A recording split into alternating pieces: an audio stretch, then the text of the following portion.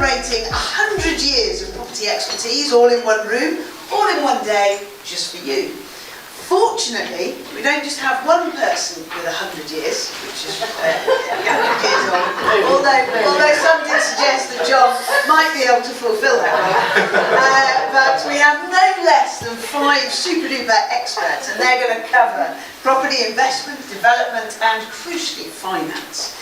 What I particularly like and why I was really keen to come here today is that, for me, when you come to a lot of events like this, what they don't talk about is property as a business.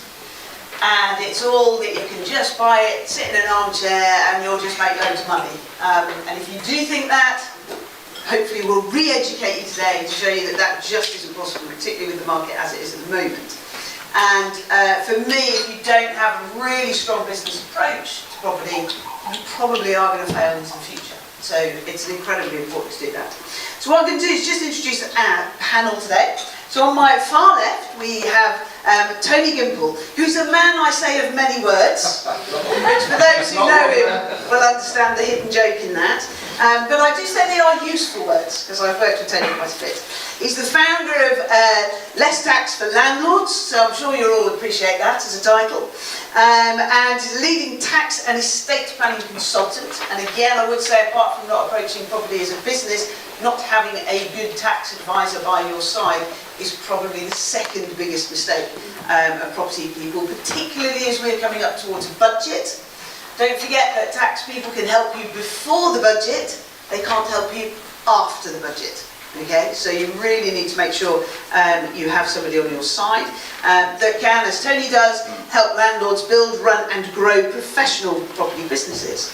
To my right, we have the lovely John Howard. I was quite jealous actually. I normally am, I've probably bought and sold more than most people in the room, but he has this amazing record. He's purchased and sold over 3,500 homes, apartments, developments in the UK. He's got experience of developing hotels, large-scale projects to residential houses, and for me one of the most impressive things is I went to Ipswich and did a presentation some years ago. Has anybody else been to Ipswich? How very disappointing that is. What's so funny about that is people going, oh yeah, I've been to Ipswich. But does anybody remember the Ipswich wine rack, as it was called, which is an eyesore of a building? The reason it was called a wine rack was it was an unfinished development which basically looked like it needed large bottles of wine in it because they'd just got the concrete and the iron girders. But John managed to very successfully get that finished. I mean, you imagine the impact of something like that on the community. Fantastic work. To my left, we have Nicholas, I'm going to have to say this right, Woolworths, Wallflower, I understand. He responds to absolutely any one of those. Woolworths, absolutely. We can come up with a few names later on, that's fine. Or Wally. Or Wally. Okay, we'll go with that. That's going to stick now, you do know that. So Nicholas has got a substantial and successful property development track record, specific expertise, and I think this is really important. We're talking about HMOs, micro studios, private rented sector, but also healthcare and assisted development, and having that level of understanding and knowledge of lots of different ways of, I always think property is a box, and you've got to think of all the different ways that you can make money out of it. Well, that's the kind of work that Nicholas has already done. He has some books available, and I think you've been promised some of these. So if I wave this one around, you've got the International Real Estate for Dummies, which is the one from Nicholas. And he is also then, you're quite a busy fellow, aren't you? CEO, very posh title, for somebody called Wally. Yeah. Of the world's largest international property forum. In between Tony and John, to be keeping them under control with my help, we have Paul Mahoney, who's founder and managing director at Nova Financial Group, industry-leading property investment and financial advice group. And there's a critical difference here. When you go to a lot of mortgage brokers who talk about finance, they'll give you the mortgage deal or suggest what you should have. What they won't necessarily have is the expertise or knowledge to sit down and help you with your strategy. That to me is one of the biggest missing elements of property services, and I think Paul's done an amazing job helping buy-to-let property investors, and I was thrilled when we sort of got together, because I can basically, when people come and say, can I have some advice, I'll go, not from me, but actually Paul's the guy to go to. And then on my right we have Richard Bush. He's co-founder of Crowd Lords, a property crowdfunding platform, and also highly respected in the B2B branding and marketing expertise. So we've been, my background's actually Unilever and marketing, so we've been chatting lots about that today. And what we're going to kind of kick off with, that we thought would be quite good, what I know with everyone here today is they really, really want you to go home feeling you've got not just value for money, but feeling that you've got answers to all of those questions that we all have kicking around about, am I doing the right thing? Could I be doing something better? Are there ways that I could be making more money? So they very much wanted to start that off by saying, well, you know, this is your chance, all of those questions you've got, let's get them out there, because on a conference like today, as much as it is about listening to these guys, we might get bored of their voices at some stage. And I'd quite like to hear what you have to say. So we're going to start off with our panel discussion. And I thought I'd ask the first question, because I'm in charge, so that's nice, isn't it? And so the first question I have for each of our panellists, and we'll start with Richard. Richard, what's your favourite investment for 2020 and why? Good question. Thank you. It's my job. Yeah. I'm bound to say my favourite investment is investing through crowdfunding, but I'm not allowed to say that. So, as a type, I would say my favourite investment for this year would be a development that you're looking to retain to let. So, a build-to-let type development, because you get the value of the development itself, but you also get the ongoing income of the rental. And at the moment, within the UK, the demand for rental properties is only going up, and the supply is going down. So personally, that would be my choice. Well, it's a very good question. That's a good start. I will, because you're very nice. So, for me this year, I'm very keen to buy portfolios. So what I want to do is buy, I love trading, although I'm a developer, I'm an investor like the rest of you here today, a lot of you already. I'm always looking to push on, and I like buying portfolios. So a number of housing associations are looking to dispose of their old stock, because they're obsessed with buying brand new for obvious reasons, because obviously it's a lot easier for them maintenance-wise and so on. The government have thrown money at them to get the housing stock up and better housing stock and so on. So they're getting rid of a lot of their old stock, and hopefully they're passing some of it over to me. I've already bought some off housing associations, I hope to buy a lot more. Now when you buy off a housing association, they have to sell it to you vacant. They're not allowed to transfer social housing tenants to the private sector. So, which is interesting, because you're buying vacant, but of course you can then re-let them. So what I'm doing this year is buying, hopefully, a number of portfolios of housing associations and similar investment people to trade. So to buy some, to buy them, trade them, sell some, keep some, buy some more. Thank you. Nicholas. Yeah, for me, I'm going to stick to what I know best, which has been a good strategy for us. Well, that's everything. Well, no, not quite. I've dabbled in a lot of things, to be fair. But I'm doing a lot of office to residential conversions. I've been chatting to the gentleman at the front about that. So still looking to acquire more of those. The permitted development rights at the moment have been for a number of years. I'm sure many of you have come across them. It's a popular strategy that's been up and coming. Competition is getting fierce as everyone's catching on, but that's life. So we're... And had a bit of bad press. Has it? What specifically?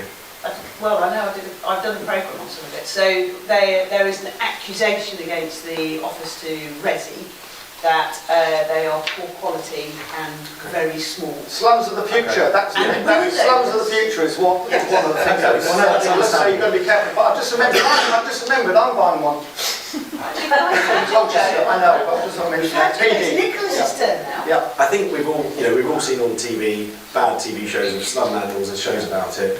We're all in this room because we're minded to create the best possible product we can, create a very high-end product that's needed for the market that we're in. You know, there's massive undersupply of property, lots of people are renting.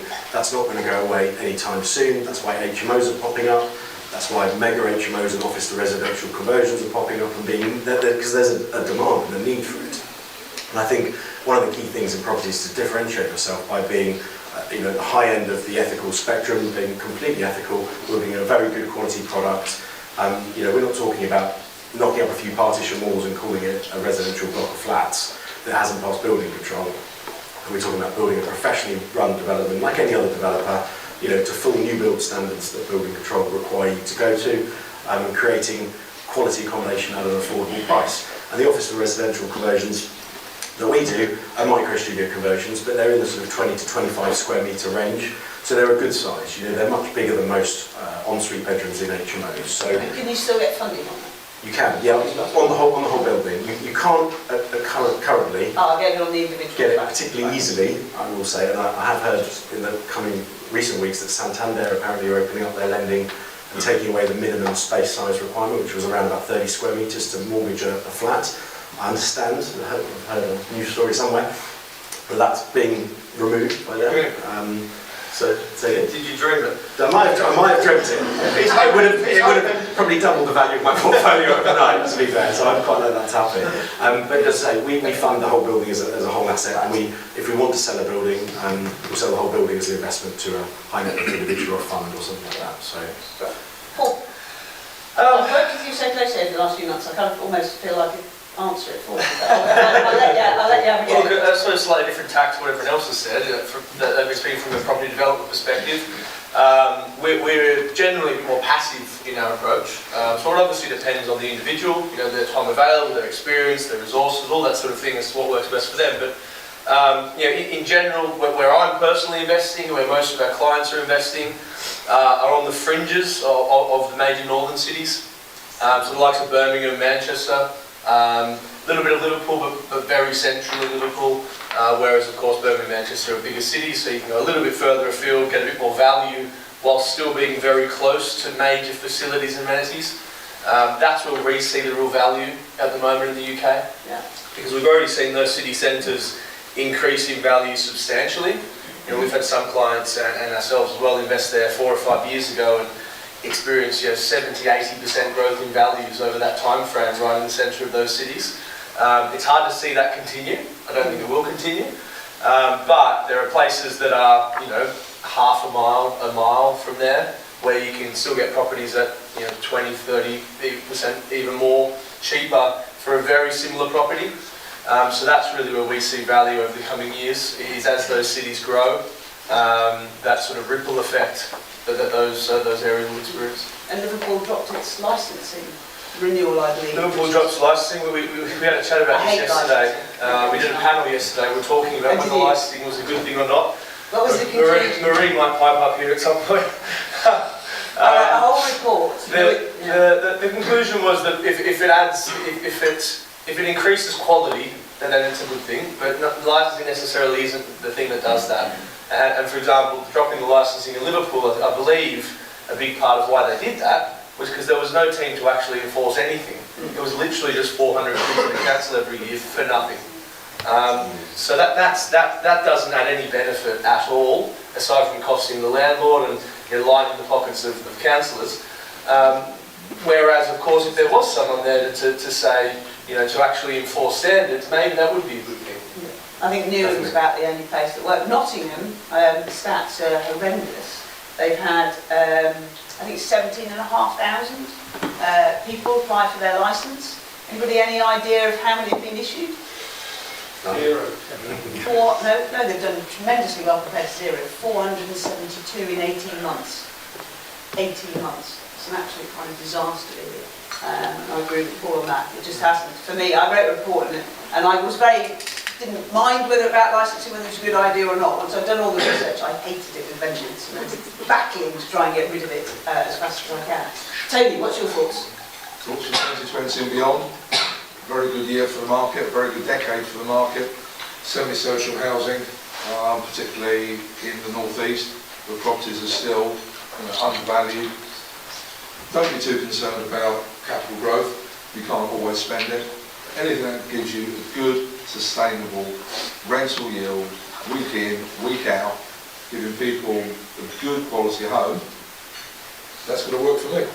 Okay, fantastic. So you can see that's quite a range, isn't it, really, of people's thoughts in terms of how to make money from property this year.